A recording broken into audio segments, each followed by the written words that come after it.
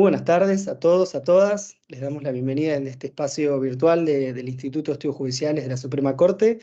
Hoy estamos en este lugar empezando esta capacitación sobre argumentación en torno a reglas y principios, como ustedes saben, organizada a través del Instituto de Estudios Judiciales y a cargo del doctor Jorge Oscar Rossi. Nos vamos a estar reuniendo, bueno, hoy, el próximo martes y finalizando el 19 de septiembre, siempre en el horario de las 14:30 horas y siempre con el mismo enlace de acceso. Igualmente semana a semana van a ir recibiendo sus correos electrónicos el recordatorio para que asistan a las clases.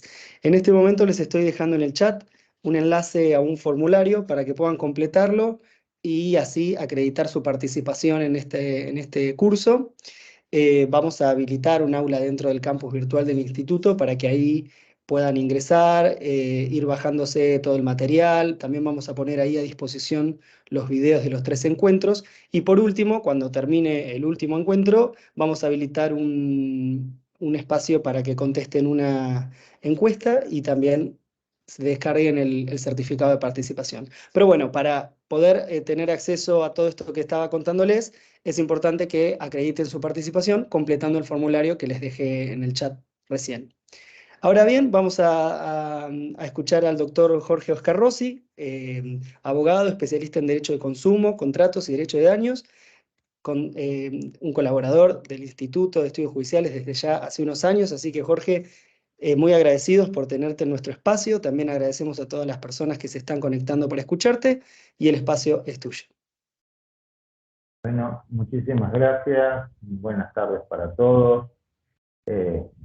Gracias por estar en este horario un tanto particular de las 2:30 de la tarde.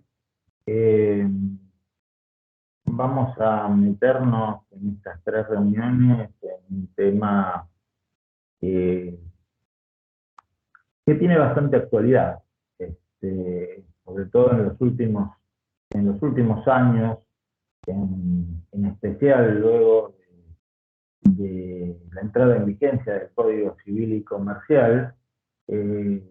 Estas cuestiones de las que nos vamos a ocupar nosotros han tomado mucha relevancia en nuestro país. Les cuento un poquito la dinámica de estas reuniones antes de meterme en el tema.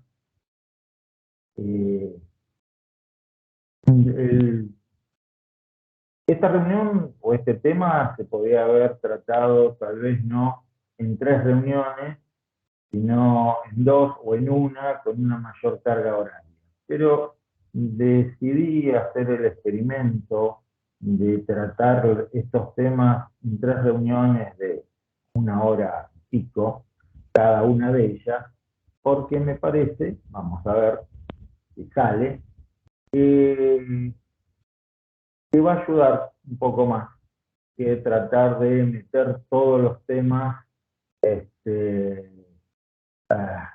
2 horas, en 3 horas, y cuando uno llega a las 2 horas, ni hablar de las 3 horas, ya no tiene más ganas de escuchar nada, ni de entender nada, ni de consultar nada. Entonces vamos a tratar de ver si el método de dosis bajas resulta un poco más interesante, un poco más útil y más eficaz. El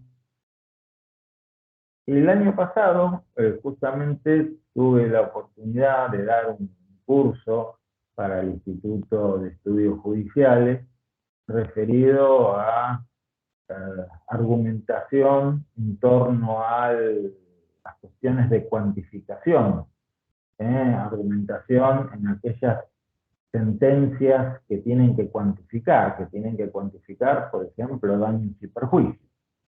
Y como un producto, digamos, de esas charlas, me surgió la inquietud de ofrecer este curso, estas charlas, que las considero un poco un antecedente, previo a esa segunda charla que también vamos a reiterar en este ciclo del Instituto de Estudios Judiciales.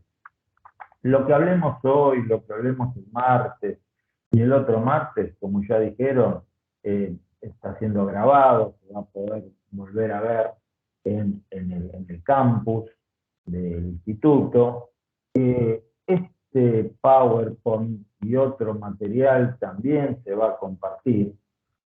Así que, digamos, la idea es que quede un material, que ese material sirva como disparador para hacer, para aquellos que les interese, otras lecturas, otros desarrollos, otros análisis al respecto. Las consultas van a ser por el chat. Yo sumo las contestaré al finalizar cada una de las charlas, pero si puedo ir contestándolas a medida que se produzcan, voy a tratar de hacerlo. Ténganme un poco de paciencia porque no estoy muy acostumbrado a, a esta plataforma, el Microsoft Teams, soy del equipo Zoom, en eso ya a esta altura del partido casi tengo un posgrado, pero del Microsoft Teams lo uso muy poco. Estábamos hablando antes de la charla, que creo que la última vez que lo usé fue el año pasado cuando di una charla para el Instituto de Estudios Judiciales. Bueno, vamos a ir entonces avanzando y metiéndonos en esto de los casos difíciles o complejos y lo que hemos titulado argumentación en torno a reglas y principios. Antes que nada, quería mostrar un par de frases de algunos filósofos y juristas anglosajones, porque me parecen interesantes para meternos en el tema. Clarence Morris escribió un libro conocido ahora unos años al español, no en una muy buena traducción que digamos, pero bueno, el libro se llama Cómo razonan los abogados, y en una de páginas pone esto que me pareció interesante, espero que después se vea bien por qué me pareció interesante y qué relación tiene con esto que vamos a charlar. Él habla del valor de la rutina, la práctica judicial, ¿no? Dice, una gran parte de la actividad legal es rutinaria. Las premisas son indiscutidas y la declaración lógica es todo lo que se necesita como guía. Los problemas surgen cuando se rompe la rutina. La insuficiencia de la rutina significa que las premisas son difíciles de hallar. Las reglas parecen estar en conflicto, son difíciles de comprender y de aplicar. Los hechos no pueden describirse fácilmente como ejemplos de reglas, etc. Lo que me interesaba en este momento es esta afirmación que hace Morris. Una gran parte de la actividad legal, de la actividad judicial, de la actividad que hacemos los abogados, no solamente que hacen los jueces, sino también la que hacen los abogados en sus estudios, es rutina. Rutina casi en un sentido de decir, no pensamos mucho en por qué lo hacemos. Rutina incluso en ese sentido de la palabra. Y otro jurista más conocido probablemente, Oliver Wendell Holmes, famoso juez de la Corte Suprema de Estados Unidos, uno de los exponentes del realismo anglosajón, de esa corriente, una definición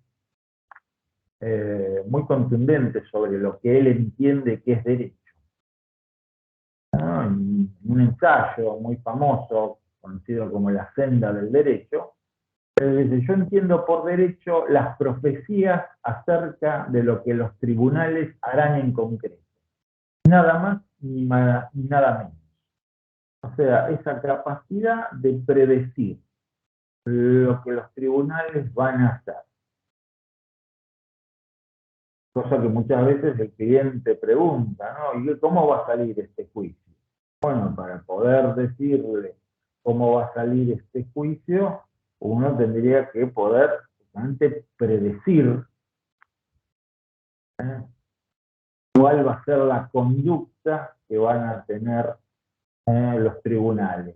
Y para eso, nada mejor, retrocediendo, que la rutina. Nada mejor que en nuestro caso existan rutinas. Rutinas con las que podemos estar de acuerdo o no, pero rutinas en el sentido de comportamientos predecibles de parte de los tribunales.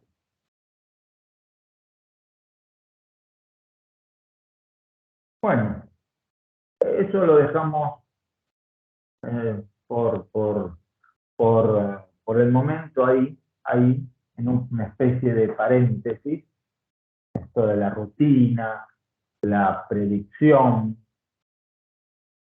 la predecibilidad de los pronunciamientos judiciales, de las conductas de los jueces, y vamos a ir metiéndonos en algunas teorías de la argumentación, simplemente hoy en esta primera reunión de manera muy introductoria, pero para ponernos en claro de, bueno, ¿qué serían esto de los casos complejos o casos difíciles, que en definitiva son el motivo de estas reuniones?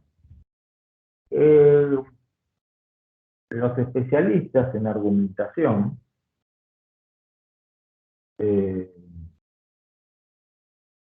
entre ellos Manuel Atienza, que ha escrito mucho en materia de argumentación y que tiene un libro muy interesante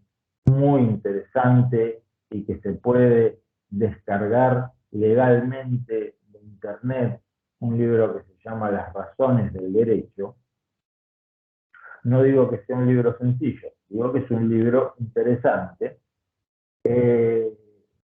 Manuel Atienza habla de los precursores de la teoría de la argumentación y habla también de lo que algunos denominan la teoría estándar de la argumentación jurídica.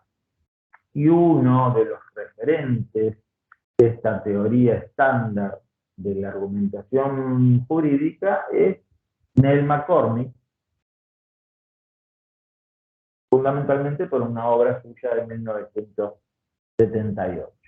Y lo que nos interesa a nosotros en este momento de McCormick es que es uno de los que divide a los casos en dos categorías: casos fáciles y casos difíciles, justamente. Casos fáciles y casos difíciles.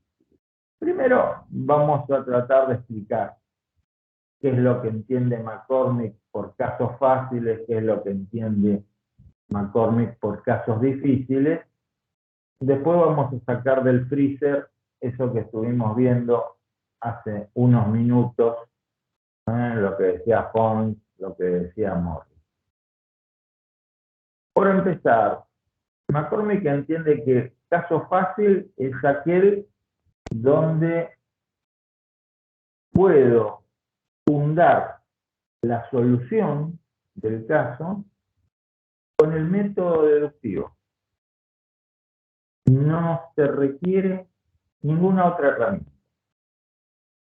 Es el caso fácil ideal, entre comillas, sería aquel donde puedo resolver aplicando el silogismo judicial, el famoso silogismo judicial.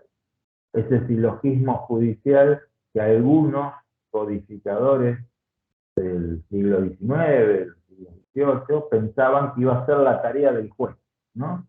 Las normas de carácter general, racional, que abarcaban todos los casos, y un juez que se limitaba a aplicar esa norma al caso y resolver.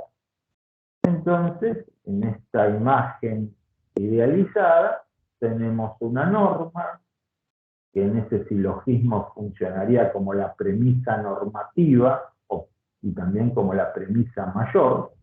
En este ejemplo, todos los que venden mercadería en mal estado deben indemnizar al comprador. Después tendríamos la premisa menor, que sería la premisa fáctica, el hecho concreto. Juan vendió mercadería en mal estado a María. Y bueno, de estas dos premisas podemos deducir cuál es la conclusión. Podemos hacer la inferencia lógica, que sería que Juan tiene que indemnizar a María. Y esa conclusión estaría además cumpliendo con dos requisitos, según McCormick.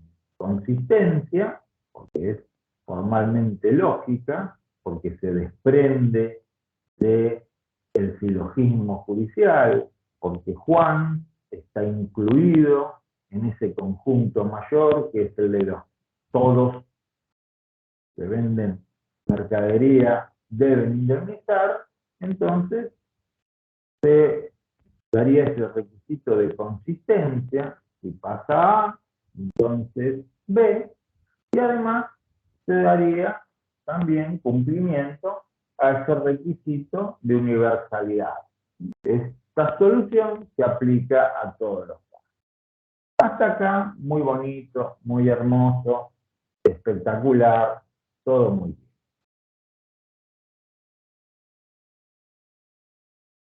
¿Cuáles serían entonces los casos fáciles?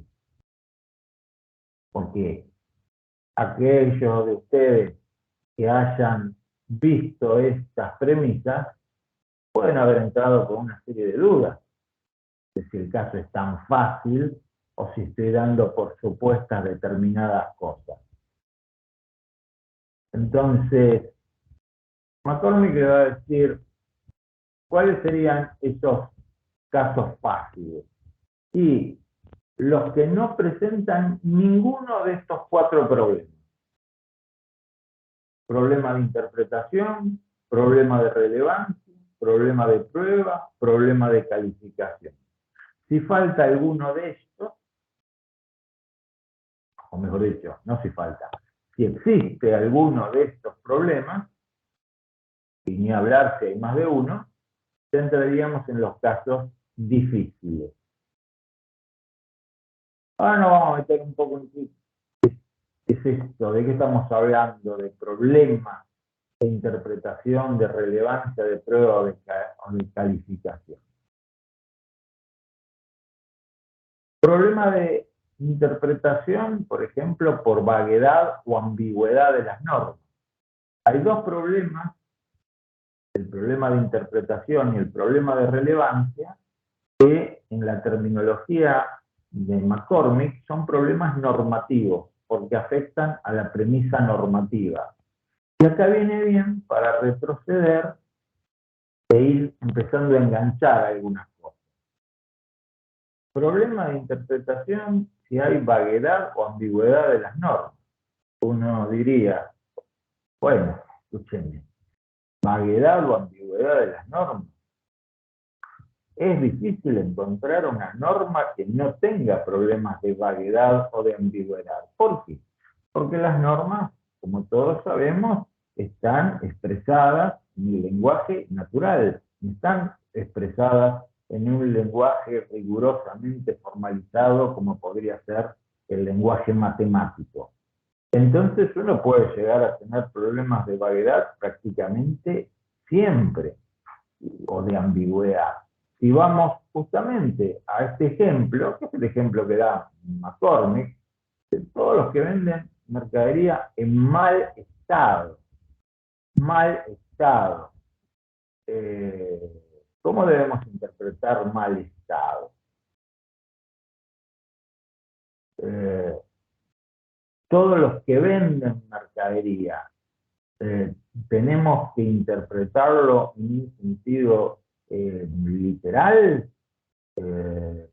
o abarca también aquellos que entregan mercadería a título oneroso, aunque no califique estrictamente como compraventa, podría ser un caso de permuta.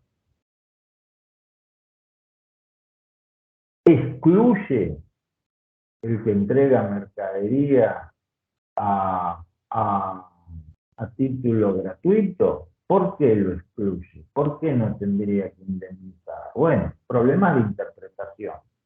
Problemas de interpretación puede haber.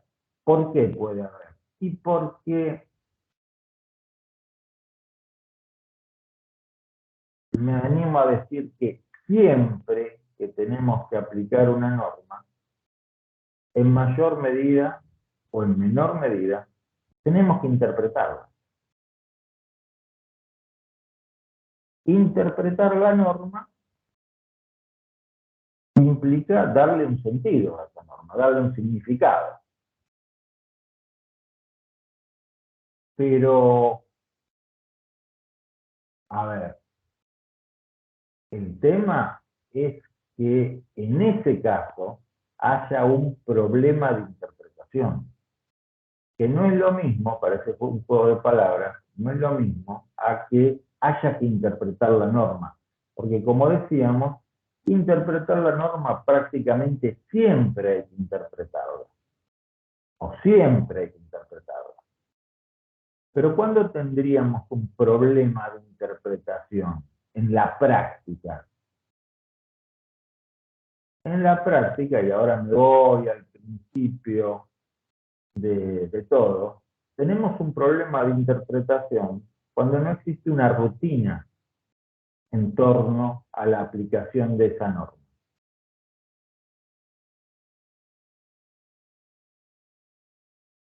En muchos casos existe una solución, existe una interpretación, porque existe un plenario, porque existe una jurisprudencia pacífica, porque existen fallos de la Corte. Entonces uno sabe, puede estar de acuerdo o no con la solución, pero sabe que determinados casos se resuelven de determinada manera porque se encuadran en determinada norma y determinada norma se interpreta de determinada manera. Es decir, esos casos no tendrían problemas de interpretación. Hay que interpretar la norma, sí, pero hay una interpretación que ya es mayoritaria o unánime o que está consolidada. O que está consolidada. Pensemos en un momento todas las discusiones que hubo a la hora de interpretar el artículo 1113 del viejo código con la reforma de Borda, cuando apenas sale la reforma, empezó la discusión de si los daños causados, los daños en los que intervenía un automotor, se tenían que considerar daños causados por el riesgo de la cosa o daños causados con la cosa. Y en los primeros tiempos de la reforma hubo enormes discusiones, hasta que al cabo de los años terminó siendo pacífica la jurisprudencia que entendía que esos daños en los que intervienen automotores en movimiento son daños por el riesgo de la cosa y no con la cosa. Y ahora, en la actualidad, con el Código Civil y Comercial, directamente la categoría de daños con la cosa desapareció y tenemos un artículo, el 1769, que nos remite a los artículos 1757 y 1758, que se refieren a los daños causados por el riesgo o vicio de la cosa. O sea, lo quise plantear como un ejemplo donde al principio podía haber un problema interpretativo, pero con el paso de los años dejó de haber ese problema interpretativo.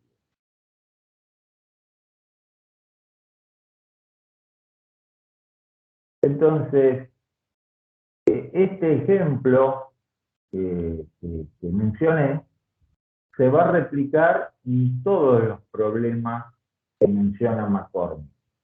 Puede haber problemas de interpretación, puede haber problemas de relevancia, qué norma se aplica. Y como ejemplo, pero no como único caso, puse en la diapositiva las llamadas antinomias en concreto, de las que vamos a hablar en un minuto. Pero no solamente puede darse esa cuestión. El problema de relevancia puede darse también cuando, por ejemplo, no sé si no es que no sé, es discutible si en determinado caso es aplicable, por ejemplo, la normativa de defensa del consumidor o no lo es. Son las famosas discusiones que hoy día siguen estando. ¿Hay en este caso relación de consumo o no lo hay? Si hay relación de consumo, aplico todo este sistema normativo. Si no hay relación de consumo, no lo aplico. Si tiene un problema de relevancia normativa, ¿cuál es la norma relevante? ¿Cuál es la norma aplicable? Y después hay otros dos problemas. Problemas de prueba o problemas de calificación. Esto que hizo Juan y María, ¿es una compraventa? ¿Es una permuta? ¿Era una donación con cargo? ¿Qué es eso? ¿Cómo lo interpreto esos hechos? De vuelta, en cualquiera de estos casos, siempre tenemos cuestiones de calificación de los hechos, cuestiones de interpretación de las normas, cuestiones en las que tenemos que ver cuál es la norma aplicable y cuestiones en las que tenemos que ver de qué prueba disponemos. Pero no siempre tenemos problemas. Problemas se generan cuando no hay rutina, cuando hay una incertidumbre respecto de cómo actuar en determinado caso, cuando no podemos predecir. Los casos difíciles serían los que presentan algunos o todos estos problemas. Cuanto menos predecible sea un sistema jurídico, es decir, cuanto menos sistema jurídico, acá lo estoy utilizando en el sentido de sistema de administración de justicia. Cuanto menos predecible sea la forma en la que los jueces resuelven determinadas cuestiones, mayor cantidad de casos difíciles va a haber. Eso por un lado. En estos casos difíciles, que suelen ser muchos, no alcanza entonces con hacer la deducción. No es esta norma, entra en esta norma y entonces la conclusión es esta. No basta con el silogismo judicial, no basta con hacer un análisis meramente de lógica interna o de justificación interna, ver si las premisas están bien formuladas y limitarse a inferir la conclusión. En estos casos tenemos que utilizar otras justificaciones, lo que se llaman justificaciones de segundo nivel o justificaciones externas, para dar argumentos por los cuales, por ejemplo, podamos sostener que cuando el artículo habla de vender, no hay que aplicarlo en sentido literal, sino que ese artículo comprende, por analogía, otros actos de disposición a título numeroso. ejemplo. O podemos sostener lo contrario, digamos así. Podemos sostener lo contrario. Bien. Sigo. ¿Y qué argumentos usamos? Y estos argumentos, hay otros, pero estos argumentos los menciona este autor mejor. La argumentación teleológica, ¿no? La argumentación teleológica tiene en cuenta las consecuencias de la decisión que se va a tomar. Muchas veces, y esto lo vamos a ver por lo menos de pasada hoy, se insiste en que las decisiones judiciales, el juez cuando decide, entre otras cosas, tiene que tener en cuenta las consecuencias de su decisión. Las consecuencias, por ejemplo, económicas de esa decisión.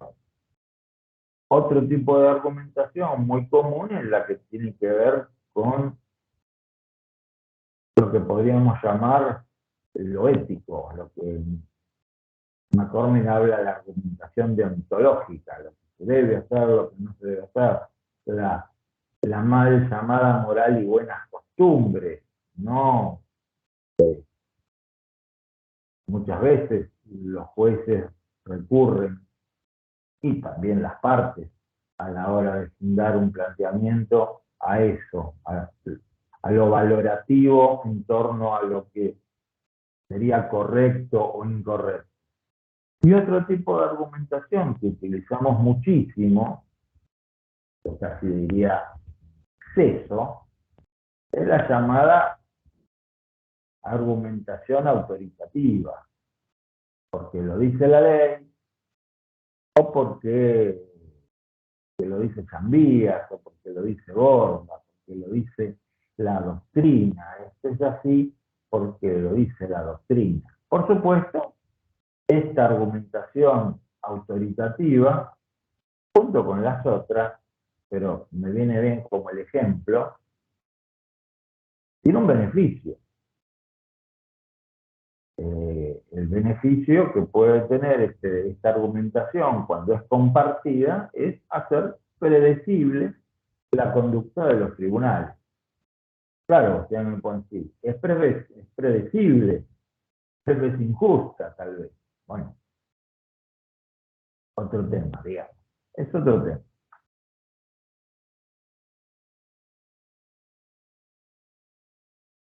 Bueno, esto que mencioné hasta ahora fue como para ponernos un poquito en órbita, en situación, de qué sería esto de los casos difíciles, casos donde nos encontramos con diversos tipos de problemas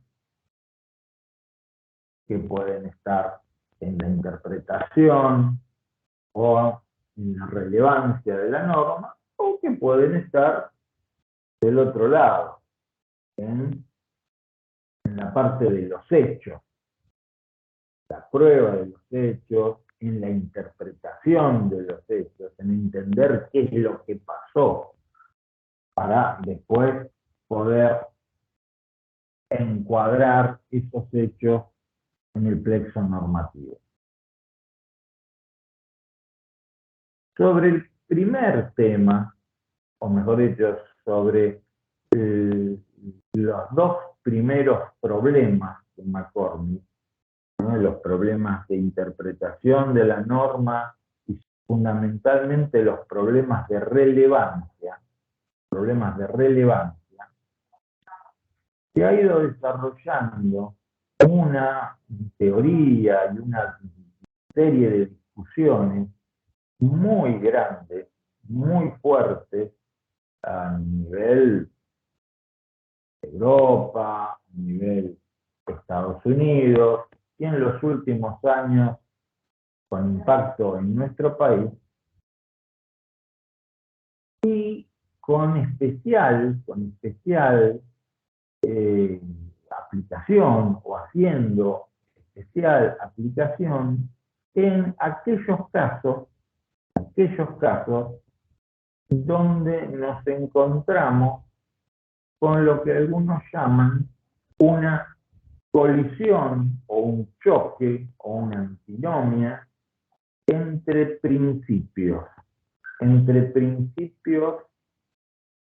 fundamentales o principios ius fundamentales, o sea, principios reconocidos o concebidos en normas fundamentales. Por ejemplo, Constitución Nacional, por ejemplo, todo el bloque convencional con jerarquía constitucional.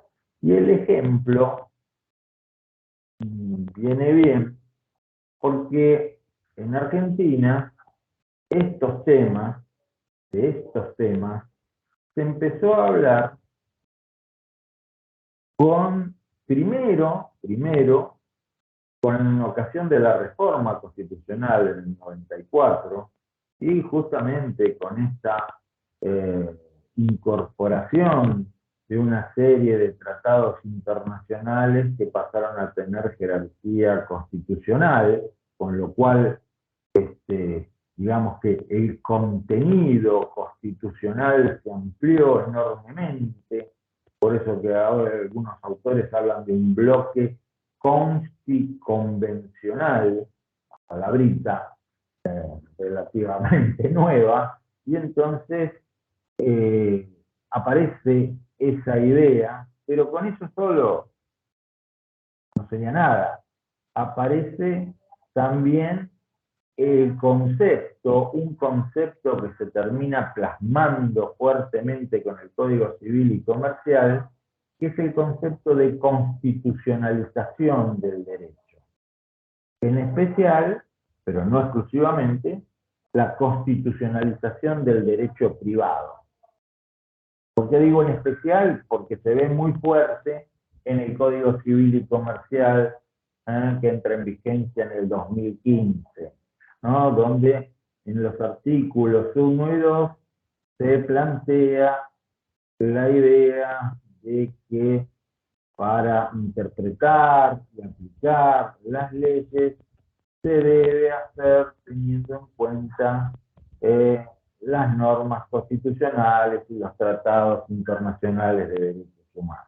Y claro, dicho así, como lo estoy diciendo yo, a ver, uno podría decir, bueno,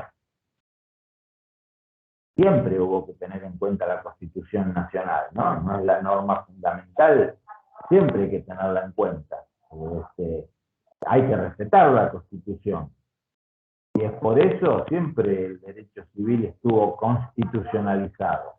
Pero no es esa la idea, no es ese el concepto de la constitucionalización del derecho privado o del derecho en general, sino que implica un cambio de mirada, un cambio de enfoque, un enfoque más centrado en la Constitución y no tanto en las normas de inferior jerarquía. Yo siempre digo lo mismo, yo me recibí en 1988, tratado lo veíamos en internacional público, en internacional privado, y lo veíamos así como una cosa accesoria, y cuando uno leía sentencias civiles de esa época, era muy raro que una sentencia civil mencionara un tratado o se ocupara demasiado de un artículo de la Constitución. Por lo general, esas sentencias civiles resolvían el tema aplicando artículos del Código Civil o de alguna ley, y no mucho más que eso, salvo excepcionalmente que hubiera algún problema, alguna discusión en torno a la inconstitucionalidad de una norma. Sino, para fundar, los jueces recurrían a las leyes. Solo excepcionalmente recurrían a la Constitución. Ahora el enfoque, no voy a decir que esté bien o que esté mal, que lo comparta o que no lo comparta, pero el enfoque es poner principalmente la mirada en la Constitución Nacional y el bloque de normas convencionales con jerarquía constitucional a efectos de aplicar ese plexo normativo con prioridad a lo que las normas legales o infralegales puedan determinar. Dicho de otra manera, que las normas legales o infralegales no terminen siendo un obstáculo para la aplicación, para la implementación de esos derechos fundamentales. Bien, y todo esto va de la mano de, entre otras cosas, una terminología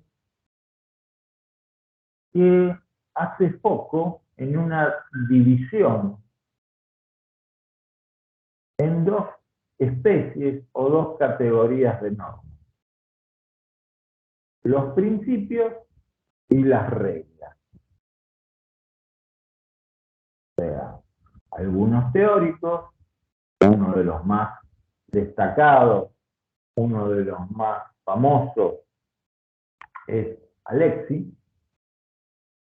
un jurista y un filósofo alemán, filósofo del derecho alemán, que ha escrito mucho en temas de argumentación. Alexis hace una diferencia, uno de los planteos que hace es una diferencia que podríamos decir esencial entre los principios y las reglas. Dice, las normas, el ordenamiento jurídico está compuesto por normas, pero las normas no son todas iguales. Hay que diferenciar aquellas normas que son principios y aquellas normas que son reglas. Esto lo habrán escuchado ya bastantes veces, supongo. Para Alexis, los principios son, y acá se lo suele traducir lo que él dice, con estas palabras: mandatos de optimización. Ahora vamos a tratar de explicarlo, ¿no? Las reglas, en cambio, son normas que o bien son cumplidas o no son cumplidas. Uno podría decir, los principios son normas abiertas, las reglas son normas cerradas. Empecemos por las reglas. Tomemos los ejemplos más o menos clásicos que se suele dar. Bueno, a ver, actualmente el Código Civil nos dice que el contrato de alquiler, el contrato de locación de inmuebles, el plazo mínimo es de 3 años. Si se hace por menos de 3 años, se tiene por no convenido ese plazo y vale por 3 años. Bueno, ese sería un ejemplo de una regla. No se puede cumplir más o menos. O se hace por 3 años o más, o no se hizo el contrato por 3 años, se hizo por menos. En un caso el plazo es válido, en el otro caso el plazo no es válido y se tiene por no escrito y se va a entender que ese contrato se hizo por 3 años. Lo mismo el supuesto inverso, el del plazo máximo, ¿no? 20 para vivienda, 50 años para otro destino. O lo mismo las normas que establecen una velocidad máximo 60 kilómetros. Entonces, bueno, o se cumple o no se cumple. Fuiste a 61 kilómetros, no se cumple. No cumpliste. Son normas cerradas en ese sentido, o normas de cumplimiento absoluto. Hay distintas expresiones. Los principios, en cambio, no, porque por su contenido es imposible cumplirlos totalmente. ¿Y qué ejemplos se suelen dar de principios?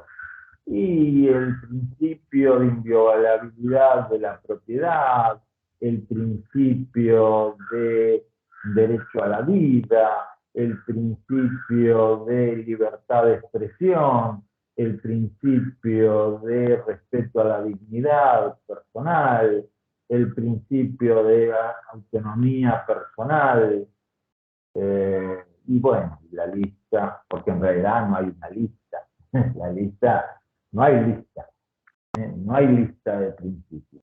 Ahí, en la práctica, el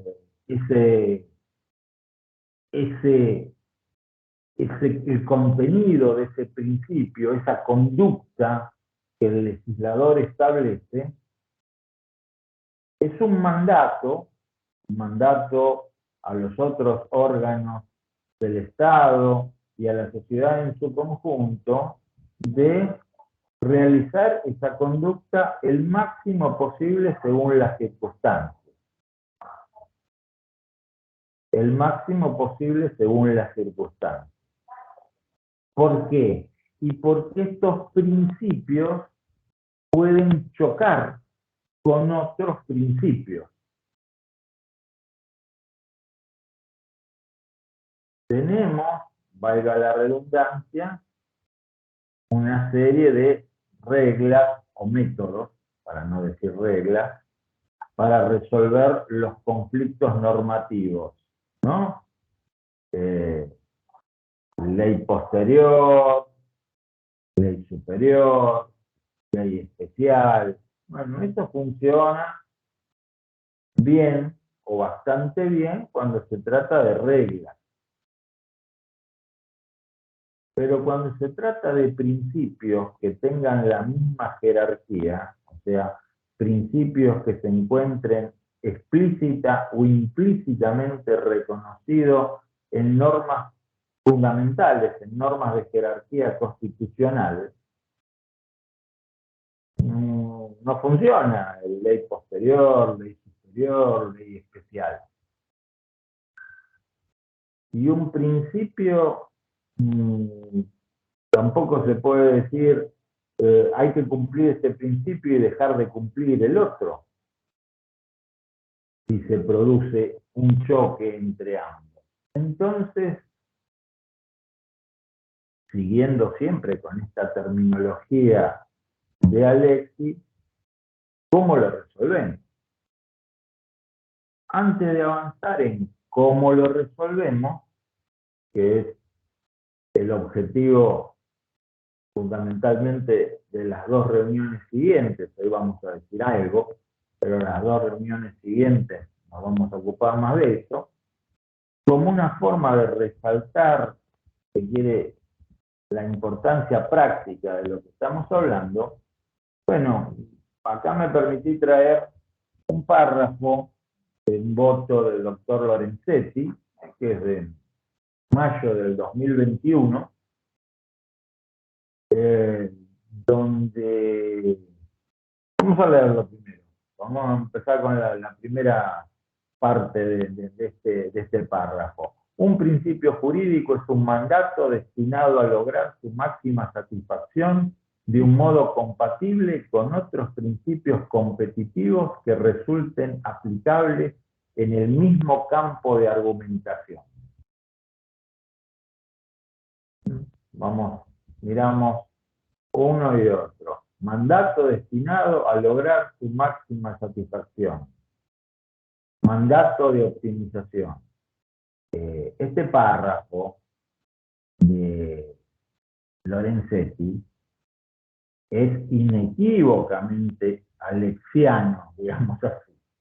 Es una inequívoca aplicación, inequívoca adscripción a esta terminología.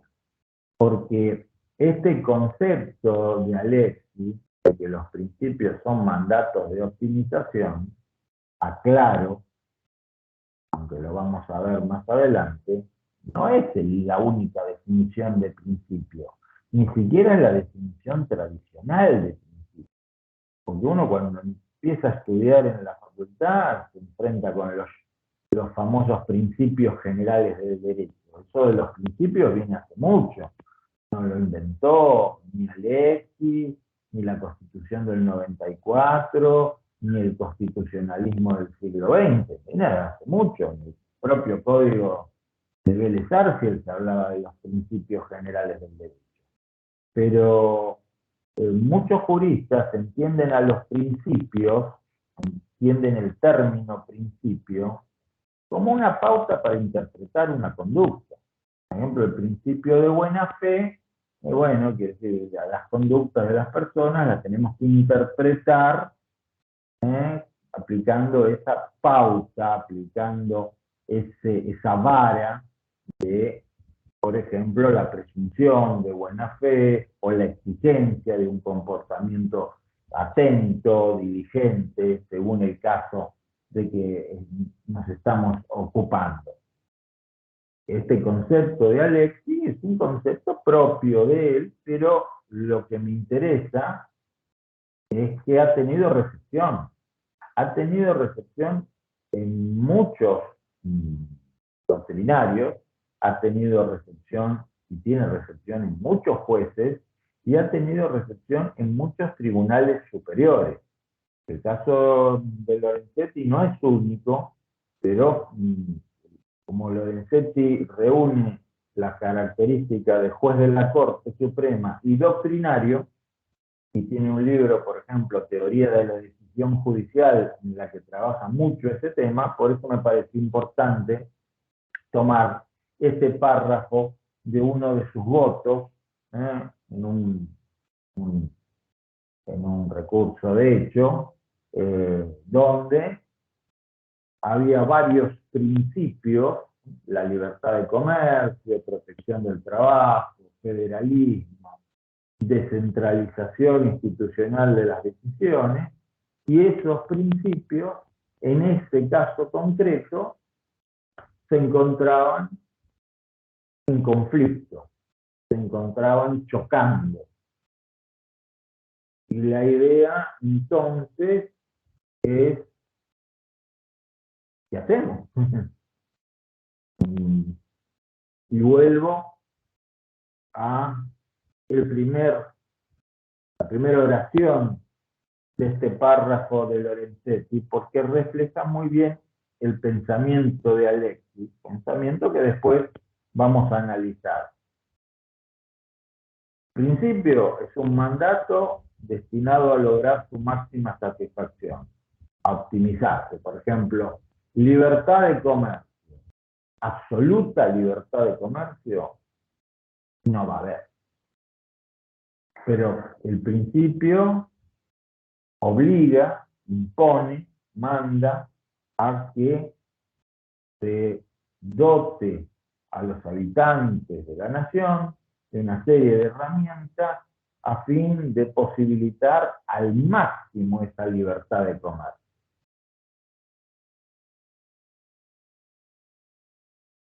Pero claro, acá viene el problema: lograr la máxima satisfacción de un modo compatible con otros principios competitivos. O sea, al mismo caso le tenemos que aplicar varios principios. Qué sé yo, libertad de comercio y restricciones o regulación de la jornada laboral de los empleados de comercio. No se puede trabajar los domingos, no se pueden abrir los shopping o los mercados o los comercios los domingos, para proteger a los trabajadores, que los trabajadores tengan efectivamente un día de descanso. Pero me está restringiendo la libertad de comercio. Pero ¿y esta norma? ¿Quién la está dictando? ¿La está dictando el Congreso de la Nación? No, la está dictando, qué sé yo, la legislatura de la provincia de Formosa, por decir algo, o una municipalidad. Bueno, pero somos un país federal. Siempre hay que proteger el trabajo, siempre hay que proteger el comercio también. Bien, ¿y cuál protegemos más? Y si no hay un estándar, si no hay una rutina, porque aparecen estos casos nuevos, el caso nuevo es siempre un caso que va a ser un caso no rutinario.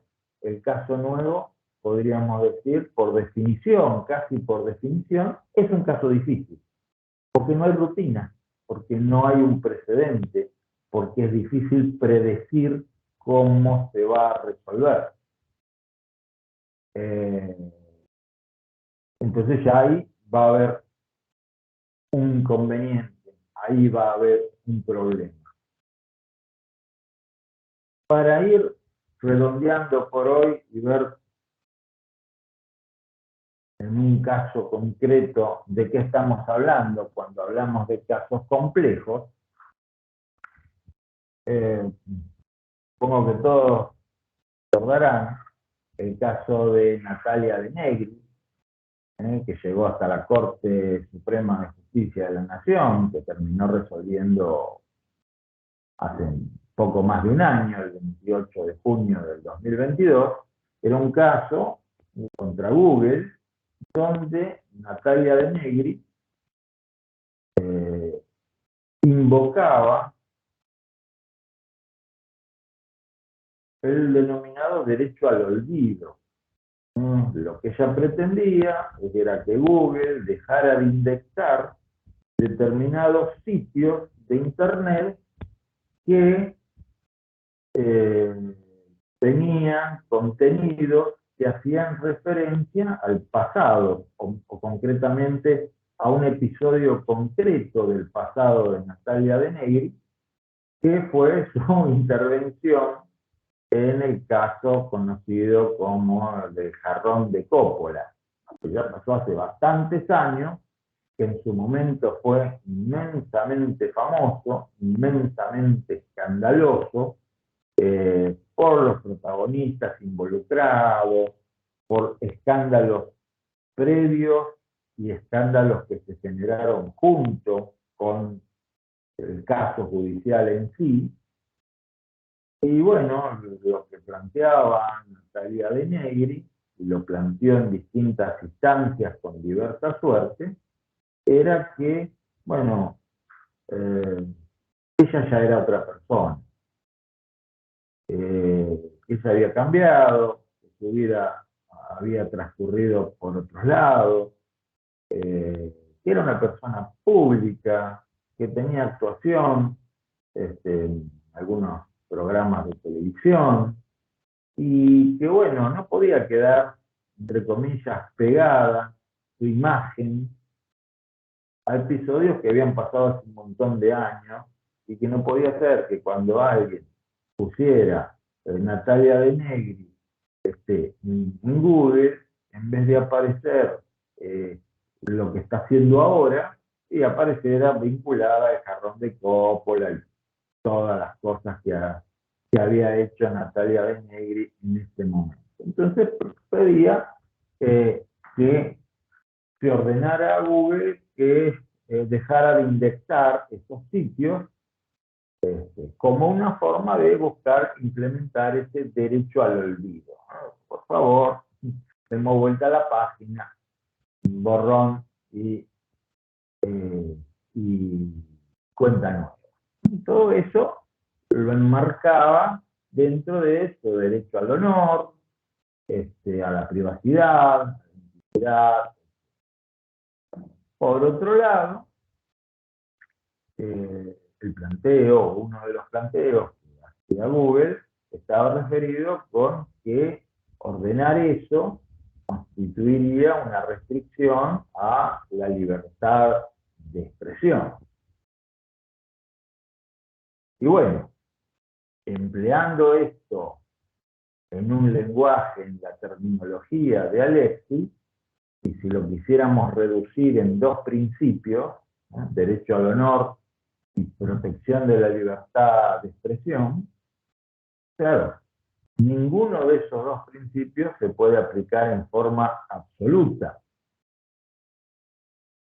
Esos dos principios, en abstracto, no son incompatibles, pero en determinados casos concretos como este, sí, pueden ser antagónicos, sí pueden contradecirse, sí se puede producir una antinomia en casos concretos. Y ahí el tema es cuál va a prevalecer. La protección al derecho al honor o la protección al derecho a la libertad de expresión. Y la Corte, por supuesto, hace todo un desarrollo al respecto. Ustedes recuerdan que la Corte resolvió en contra de Natalia De Negri. Es interesante, les recomiendo la lectura íntegra del fallo, pero lo que me interesaba en este momento es un párrafo, que es una especie de resumen, si se quiere, de las disposiciones de la Corte, de la argumentación de la Corte. Ante las tensiones entre el derecho al honor y la protección de la libertad de expresión, las tensiones serían ese choque, esa antinomia entre ambos principios, este tribunal sostiene que esta última, la libertad de expresión, goza de una protección más intensa siempre que se trate de publicaciones referidas a funcionarios públicos, personas públicas o temas de interés público. El fallo es más largo e introduce otros elementos, pero lo que me interesaba en este momento es esa idea de protección más intensa. La Corte tuvo que decidir entre dos principios que estaban chocando y decir cuál protejo más, que es lo mismo que decir cuál protejo menos. Y dijo, en este caso, protejo más a la libertad de expresión y protejo menos al derecho al honor. Pero, insisto, en este caso, ¿y qué quiero decir con en este caso? Bueno, les pido que, si tienen tiempo, lean el fallo, lo vamos a poner en el campus, igual es fácil encontrarlo. La Corte hace una construcción y va analizando determinados temas. En Natalia De Negri, ¿es figura pública? La Corte entiende que sí, por los propios dichos de Natalia De Negri. Ella se presenta como figura pública porque está trabajando en los medios y se presenta como figura pública. Un dato que tiene en cuenta y un dato mencionado en este párrafo, persona pública. ¿El tema es de interés público? La Corte entiende que sí, que el tema es de interés público, que hace al derecho a la información, porque es un caso judicial, que tuvo relevancia periodística. Así que Natalia De Negri es figura pública y el tema es de interés público. Tema de interés público. Y además hay otro detalle que en este párrafo no aparece, pero que la Corte tiene en cuenta. Me fui al revés. Dice, Natalia De Negri es figura pública, el tema es de interés público y los contenidos publicados en esos sitios que estaban siendo indexados por el buscador, por Google, los contenidos son veraces. Es decir, lo que la actora, lo que Natalia De Negri decía es: yo quiero que se deje de hablar del tema, quiero que se olvide ese tema. Ella no decía que es mentira lo que se mostraba en esos sitios. Es algo que pasó, pero lo que ella planteaba es, bueno, está bien. Como si uno dijera, cometí un error, basta. olvidémonos de eso. No puedo quedar siempre pegada a un pecado de juventud, como decía mi abuela. Entonces, la Corte establece una regla, o formula una regla, podríamos decir. Se trata de una figura pública, y el tema es de interés público, y los contenidos publicados son veraces, no corresponde hacer lugar al derecho al olvido. Prevalece la libertad de expresión, la libertad de información, la libertad de acceder a datos históricos. La Corte le da varias denominaciones y varios contenidos a esta cuestión. Acá ustedes van a ver, no se asusten por ahora, van a ver en la diapositiva algunas cosas de las que todavía no nos metimos, con una serie de abreviaturas y de números. Lo que me interesa en este momento y a esta altura del partido es lo siguiente. Para hacer prevalecer un principio, necesariamente tengo que afectar al otro cuando se produce este choque. Para hacer prevalecer a un principio, necesariamente tengo que afectar al otro, porque ambos principios tienen la misma jerarquía, están igualados en jerarquía. Entonces, si yo hago prevalecer uno, afecto al otro. Ahora, yo puedo hacerlo de una manera caprichosa, arbitraria. No le doy el derecho al olvido a Natalia Negri porque me da la gana. O al revés. Le ordeno a Google sacar los enlaces porque se me dio la gana. Distinto es si tengo que justificar racionalmente por qué hago prevalecer uno y por qué hago prevalecer otro. O por qué hago prevalecer uno y por qué de esta manera afecto el otro.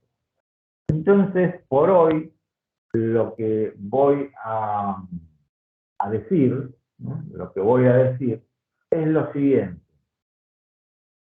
Una idea que se le ocurrió a Alexi, que menciona Lorenzetti en su momento cuando dice hacer compatibles esos principios, es que la justificación racional de que un principio prevalezca por sobre otro tendría que pasar por lo siguiente.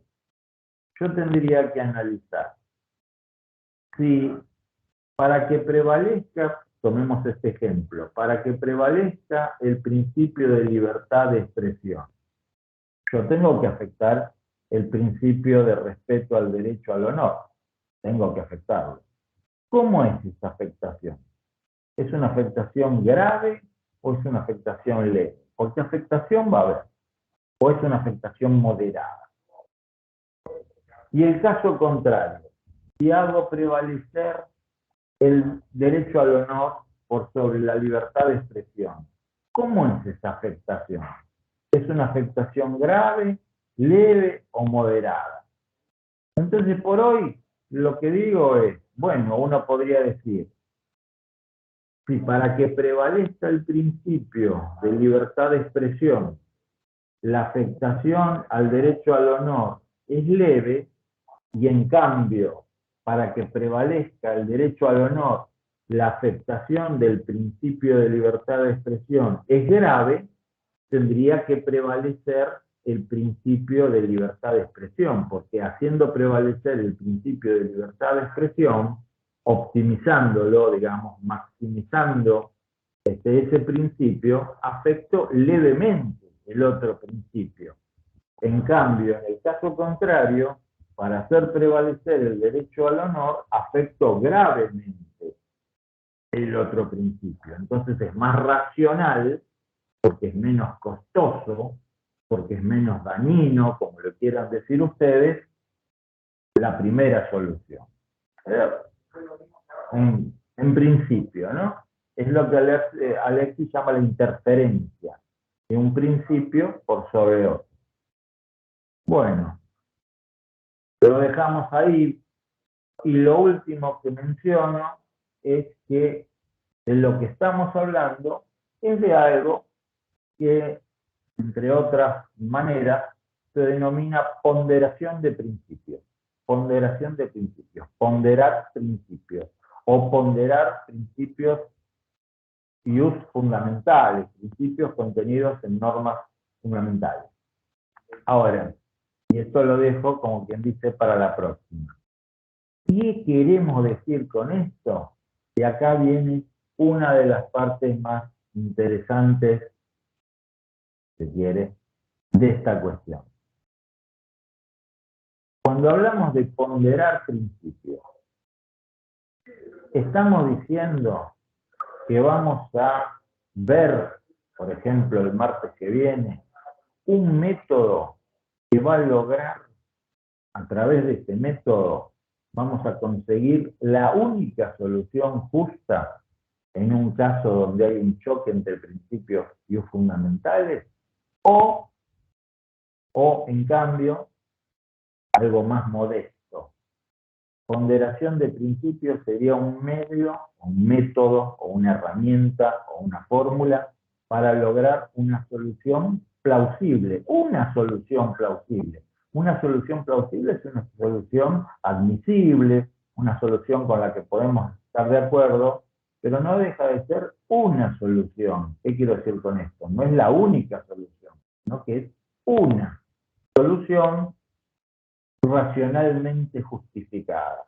Este tema de qué estamos hablando cuando hablamos de ponderación de principios, vamos a ver que es todo un tema de discusión, porque para algunos el método de Alexis es un método que nos permite lograr la única solución justa.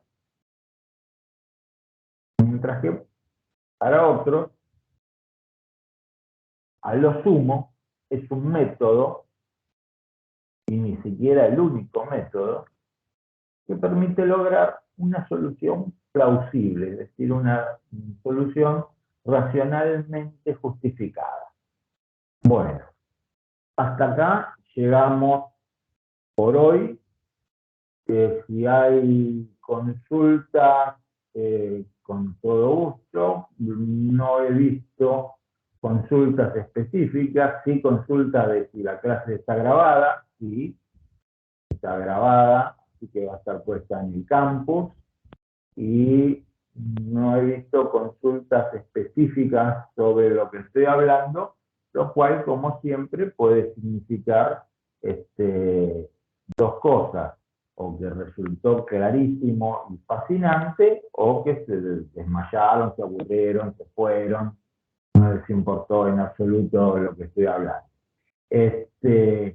Bueno, ahí está apareciendo. ¿Puede hablarse de una jerarquía relativa de los principios o valores en juego?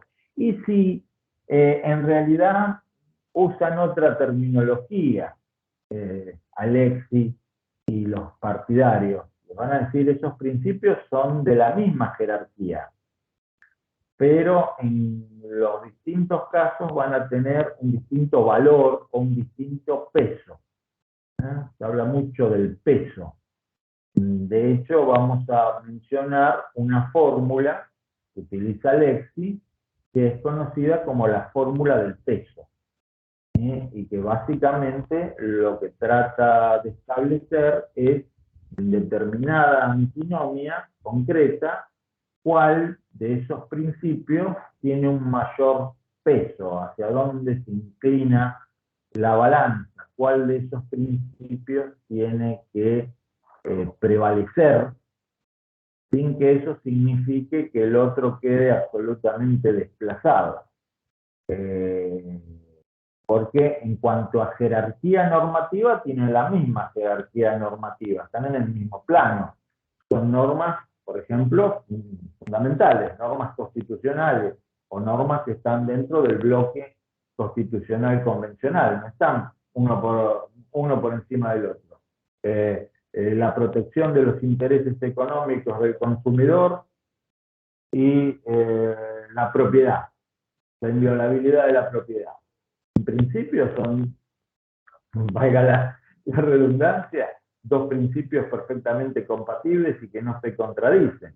Ahora, en un caso de sobreendeudamiento de un deudor, de un consumidor, bueno, pueden enfrentarse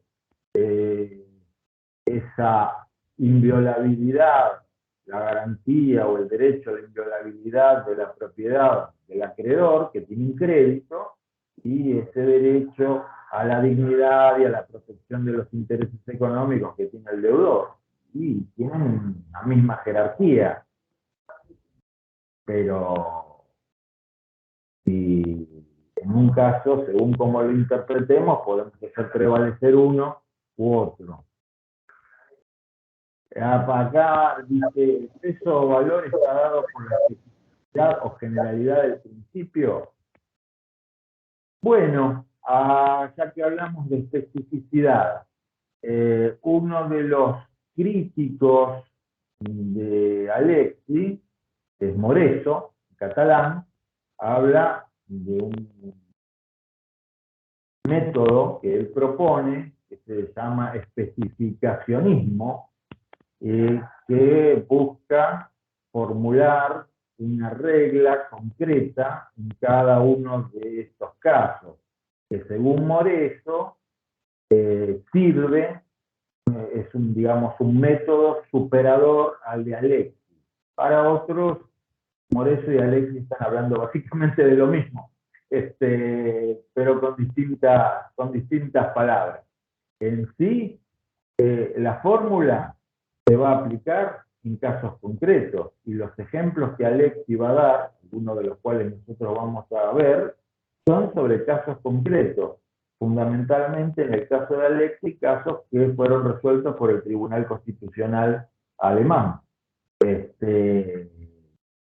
Así que lo que pasa es que en Alexi parece existir una pretensión de que ese conflicto tenía que resolverse de esa manera y no de otra. Y digo parece porque en eso no es absolutísimamente claro Alexi. Por eso vamos a ver la semana que viene, aunque sea brevemente, cómo él utiliza determinadas normas y aplica algunos valores numéricos inclusive para justificar determinadas soluciones y al mismo tiempo ver también las críticas que se le formulan a esa manera de ver las cosas. O sea, una cosa es la ponderación según Alexi y otra cosa es la ponderación según otros autores, por ejemplo, según Atienza. Manuel Atienza va a decir todas esas fórmulas matemáticas que usa Alexi, la verdad que más que aclarar confunden. Sería mejor no usarlas. Lo dice, en uno de sus artículos dice, la realidad no le hace ningún favor al método de ponderación. Complican la vida y en vez de aclarar, oscurecen. Pero eso no quiere decir que Alexi, que Atienza esté en contra del método de ponderación, sino que le hace determinadas críticas específicas a algunos aspectos de la ponderación según Alexi. Eso justamente es lo que vamos a ver, o uno de los temas que vamos a ver la semana que viene, justamente, ¿no? Cómo se aplica esto. Y vamos a tomar, entre otros, el caso de Natalia De Negri. En lugar de tomar alguno de los ejemplos que da Alexis, bueno, tomemos algún ejemplo argentino, para no hablar siempre del caso Titanic, que es el que se suele usar para criticar a Alexis. Nosotros, igual el caso Titanic es interesante, yo voy a poner cierto material referente a ese caso, si les interesa, pueden darle una leída. Bueno, a ver, acá, se expresa como único método de solución por Alexi cuando se está intentando resolver con la aplicación de principios en ausencia de una regulación. Sí, digamos, el método de Alexi tiene una serie de etapas. Nosotros vimos algo todavía muy, muy básico. Lo que Alexi plantea es que en determinados casos, como no existen reglas, y lo único que tenemos son principios para resolver esa cuestión, y los principios que están en una misma jerarquía, la única, digamos, la solución no puede ser la subsunción, porque no tenemos ninguna regla a donde subsumir. Y la solución tampoco puede ser los métodos clásicos de solución normativa de ley posterior, ley especial y ley superior, porque tienen la misma jerarquía, están en el mismo plano. Entonces él plantea, lo único que se puede hacer es la ponderación de principios o el test de proporcionalidad, que es una etapa dentro de la ponderación de principios. Espero haberme más o menos explicado lo que acabo de decir. Una solución para determinados casos que no podrían ser solucionados, según Alexi, por los otros métodos.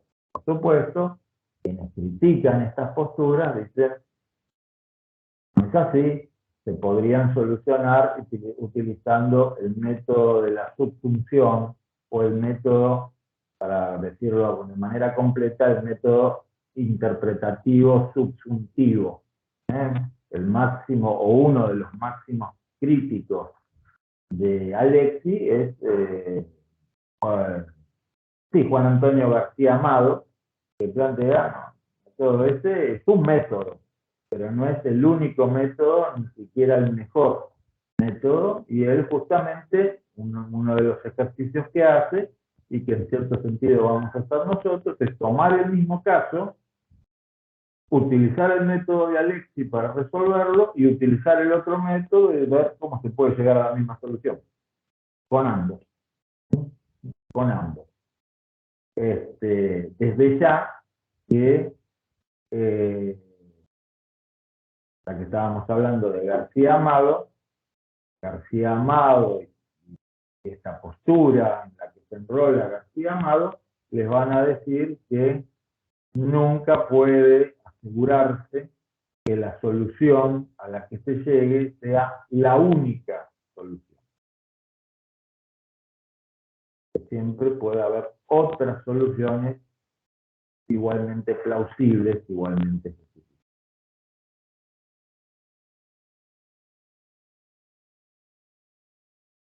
Bueno, si les parece, la seguimos el martes que viene, misma hora, mismo canal, y mañana o pasado yo estaré poniendo el material y supongo que entonces les mandarán una notificación a ustedes diciendo el material está en el campus virtual.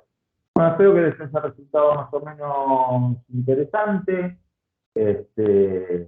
Veo a una colega que no le veo el nombre, que parece que le resultó interesante porque hace así con la cabeza. Así que eso me pone contento. Y bueno, nos vemos entonces. Buenas tardes para todos y será hasta el martes que viene. Me voy yendo. Hasta luego.